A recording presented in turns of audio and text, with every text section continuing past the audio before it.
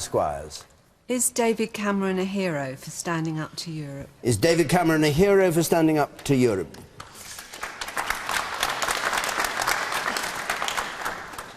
There were some answers there. Jean-Claude Juncker, of course, only 2 people voted against him. Alan Johnson, you start off on this one. Is he a hero? Poor David. No, someone ought to buy him a book on the art of negotiation. I mean, the poor man, every time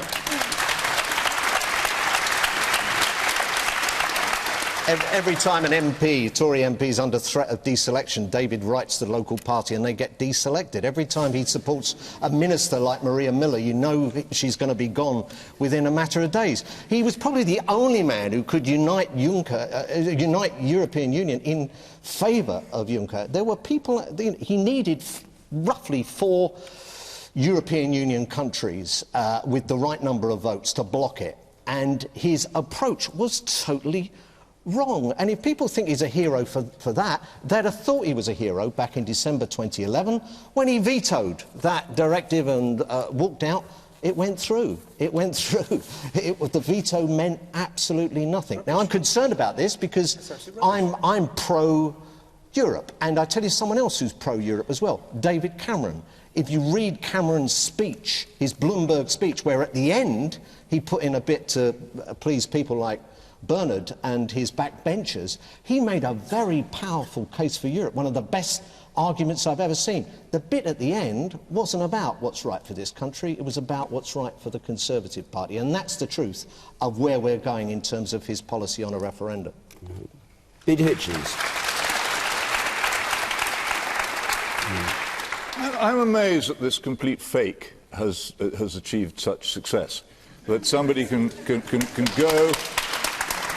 And somebody who, as Alan rightly says, loves the European Union, the words European Union run through him as they run through a stick of rock.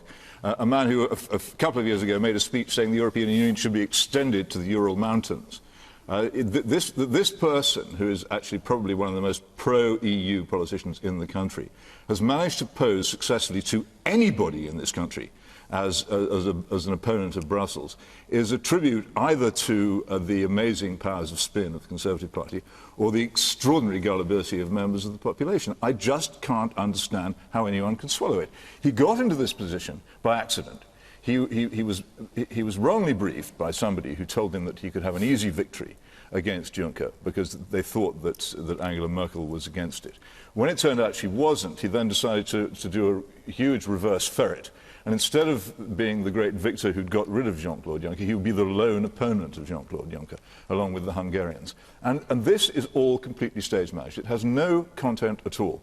David Cameron, if it ever came to a referendum, one of the many post-dated cheques that he's signed, which he almost certainly won't ever have to honour, if it ever came to a referendum on the European Union, would without doubt urge everybody to vote to stay in it. He has no intention of taking this country out of the European Union. His whole stand against the European Union is phony. People the supposed Eurosceptics of the Conservative Party. What does it mean, Eurosceptic? What is there to doubt? The European Union exists. Either you're in favour of leaving it or you're in favour of staying in it. David Cameron's in favour of staying in it. I don't know what Mr Jenkins is in favour of, because at the moment he's able to avoid the question thanks to his performance. But the Conservative Party in general is and always has been the most pro-Brussels party in the country. And for it to pretend to be otherwise is an act of extraordinary dishonesty, and for anyone to believe it is an act of extraordinary gullibility. All right, thank you. There are many hands up, but I better let Bernard Jenkins just comment on that. Is your Prime Minister a hero for the way that he stood up to... Well, just to answer Peter's question to start with, I mean, if there was a vote tomorrow about whether we should stay in this increasingly centralised, bureaucratic, failing mess that is the European Union, against which the Labour Party gave away the veto on this question of whether we should have been able to veto the President of the Commission. Unfortunately, the Labour Party gave that veto away. Carry on with the if. But I would vote to leave. Who took us into the European I would vote to leave. By the way. But what I hope we can do is renegotiate a different relationship. But if that's not possible, I will vote to leave. And that's why... But you see, I want you to have the choice. David Cameron wants you to have the choice. Is David Cameron a hero? Labour Party doesn't want you to have the choice. Is David Cameron a hero? David Cameron is a hero for doing this one thing, which is going into opposition in the European Union, where you have majority votes, not pretending to agree when he doesn't agree, openly saying, I do not agree. And what we know is all over Europe there were heads of state whispering behind their hands, actually we rather agree with you, but we're rather worried about the Germans. The problem is that Germany is now the most powerful country in Europe, and even Chancellor Merkel would quite like to have not had this person, but she was frog-marched by her party. Her backbenchers told her that they wanted Herr Juncker, and that's the end of it. So she's no hero, but Cameron is a hero? I think Cameron is a hero for pointing out that a spade is a spade, and this is not the one we wanted, so we're not voting for him. What? My arm's aching again. Just wait a second, I'll come to you. You said in the front row here. I wouldn't call David Cameron a hero, but it was nice to see him actually stand up for British interests. I mean, after the European election results, it is clear that the British people want a referendum on a membership of the European Union. Right. And whether he actually sticks to it or not is probably a different story. I can't agree with him. He's slightly a phony on this because he's very pro-European. He tries to hide it. But I think... well, I tell you, if he doesn't do it, he really will have some problems with his backbenchers. Well, if he doesn't do it, he's got backbenchers like you and UKIP to kick him off the backside. He will deliver it. And this week we've introduced another bill to make it law that there will be a referendum by 2017. No doubt the Liberal Democrats and Labour are going to block that bill in the laws in Parliament. Well, I hope they're not going to, because the signs are that they're going to let it through, and then we can put it through the House of Lords because it's the second Johnson, time. Even the Green Party are offering a referendum, so you might as well offer one as well. Your party should. Yeah, why does politics work? So everyone else wants it, so we... No.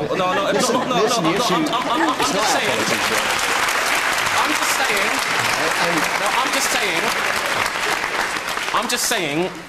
A referendum is in people's interest. Yeah. My generation's never had a say.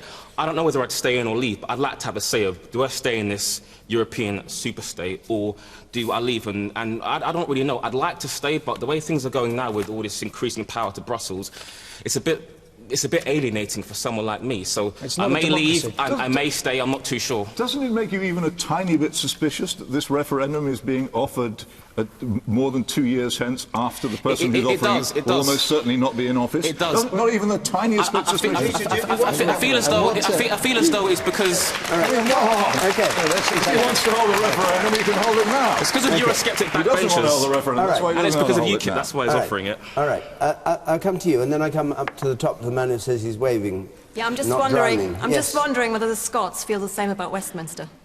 Well, maybe they do. Whether the Scots feel the same about Westminster. But they're actually having a referendum, you see. Yeah, but they are. Theirs is actually happening. But it's a good question. by David Cameron. It's a very good question. It's a very good question because I would say that I hope the Scots are going to vote no. If in 2 years' time, on this concocted referendum, on a time scale that's to do with the Tory party, not national interest, if they did vote to leave, if we voted to leave the European Union, the Scots would demand another referendum, and I bet they would leave the UK. And that's a very real Okay. I think quite the reverse. Quite the reverse. And in fact, the Scots just elected a UKIP MEP suggesting the Scots are just as Eurosceptic as the rest of the United Kingdom. More Tories. There are more headers in Edinburgh Zoo than there are Tory MPs in Scotland.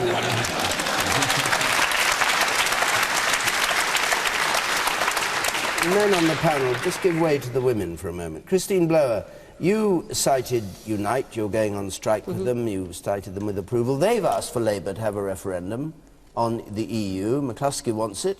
Would you join him in going for a referendum? It's not the policy of the NUT to have a referendum. We don't have policy in this area. Your policy? But in terms Your of policy? As a politician yourself? Well, I'm in a very interesting position, which is that when we very first went in, I voted no. But I now think that it's absolutely right for Britain to be in Europe, and if there were a referendum, I would actually personally vote to stay in. But that isn't the policy of the National Union of Teachers. We don't have policy in that area. No, but you've said personally you would vote to stay in. Would you like to see Labour offer that choice? You're speaking personally, is it not the case that what the Labour Party has said is that if there were very significant changes to treaties, that there would be a referendum? And it seems to me that that is a reasonable position. That if there is a significant change in terms of the relationship, the way Europe works, that might be a point at which you make a decision. I happen to think the idea of offering a referendum in, beyond the next election is a bit phony, and I think it's destabilising and unsettling. But Mr. McCluskey says so long ago. Mr. McCluskey says that Ed Miliband's going to have a difficult job explaining why he's not joining other parties in offering the British people a vote on something that's clearly a growing source of public concern. £12 million. But you know that's so they should do it. That they should proves he agree. doesn't dictate policy. and that is the policy of Unite, but it isn't the policy of my union. Joe Swinson. Well, I mean, I think the Can gentleman... you remember the question? Yeah, is he a hero? Is David Cameron a hero, yes. And you're in the government with him. So I am, but that doesn't mean that on every single thing that we will always agree. We're on a coalition government, and so I would say my answer to that question is no. I actually think that the sort of the stoking up of anti-European sentiment is not particularly conducive to our national interests, because whether it's on trade and jobs, we rely on our relationships with other European countries, whether it's on how we can tackle major threats like climate change and international crime. So I think that is an important relationship for the UK to have. And I hope that in a future referendum, and I think there will be a referendum, I hope that we will vote to stay in. I think that there are changes we should make to Europe. It's not a perfect set of institutions. We should certainly reform it. But I think then it comes down to a question of timing. Rather than picking a date out of the air at random of saying, well, it should be 2017, what we've legislated for is picking up exactly on the point the gentleman in the middle said. He said he felt uncomfortable about more powers going to the European Union. And so when there is a treaty change, and of course it's quite feasible that with all of the changes in the Eurozone as they work themselves out after the financial crisis that we've faced, that there may well be some treaty change, and at that point a referendum would kick in as per the legislation that we've passed. Hang on, what changed your mind on all this? Because you used to say the exact opposite. It's no good having a vote on the Lisbon Treaty, you said. What we need is a vote on the principle of whether to be in or out. Well, why have you changed your mind? You're now saying if there's treaty change, it's worth it. Why don't you ask Clegg, who's against it, to say, look, you know, you'll do well with the British public. We're saying if there's treaty change, we should have a vote, but that the only sensible question to have would be on whether or not we should be in or out of the European Union. And that's when we should do so. But it's completely dishonest, this, because the European Union treaties take power from our own country every day. Every court judgment, every new directive is taking power from our country. And if we want that to stop, we need to change the treaties. If we won't change the treaties, well, then you're going to have to accept that the City of London becomes regulated by the European Union, that we have open borders with the rest of the European Union, we can't control our immigration with the rest of the European Union. You're going to have to accept that all these things keep happening to us and there's nothing we can do about it. Let's the man at the very back there. Oh, thank you, David. I'll put my arm down, as you said now. Now, this situation with regard to treaty changes sounds like Batman and the Riddler.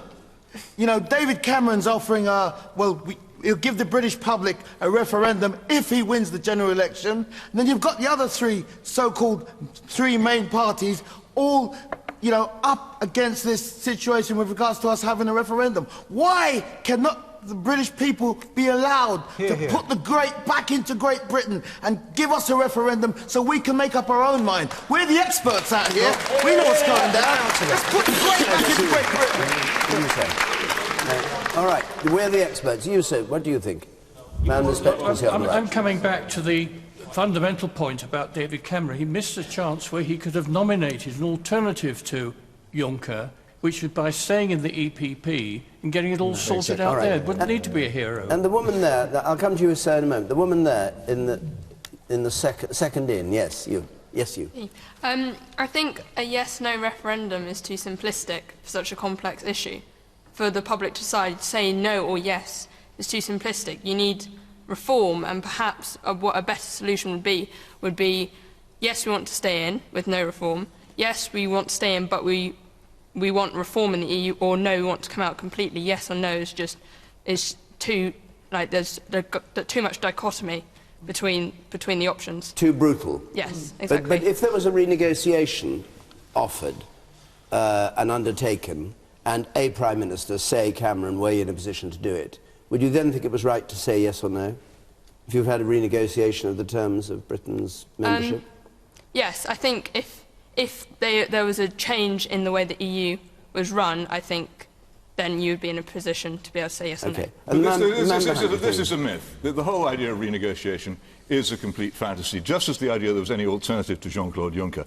If it hadn't been Jean-Claude Juncker, the EU keeps cupboards full of men in grey suits, exactly like him, dozens of them, and there would have been another one available. To complain that a European Union official is a federalist is like complaining that a bicycle has handlebars. That's what they are. That's what they're like. There is no renegotiation.